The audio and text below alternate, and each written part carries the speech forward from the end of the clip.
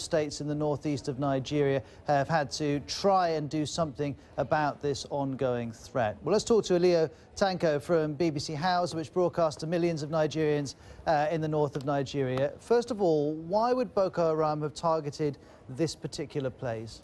Well, Boko Haram has been targeting schools everywhere in Nigeria, and this is because they see Western education as a sinful act, as a forbidden act, and according to their understanding of Islam, there is no room for someone to study any Western education.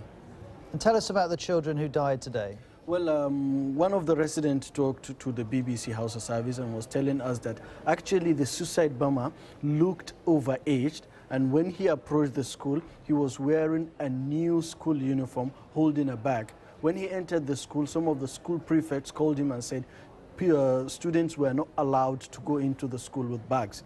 That was how it all started, and he blew himself up and killing about 47 people, about 79 injured. And of course, at the moment, the latest information we have is that those that are injured are being taken care of in one of the local hospitals in Potiskum, but unfortunately, due to inadequate space, lack of facilities and other things, I think the state government has just issued a statement saying all those that have been injured should be taken to bigger hospitals in Damaturu, the state capital, and parts of the state.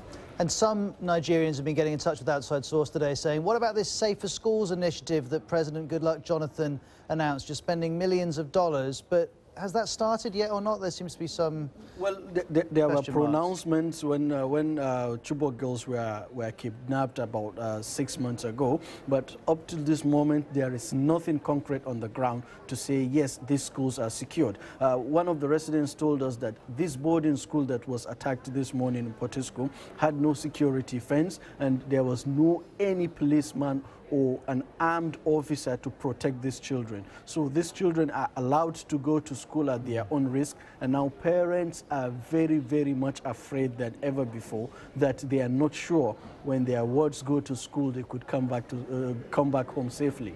Aliyu, thank you very much indeed. Well, that's a sad state of affairs, isn't it?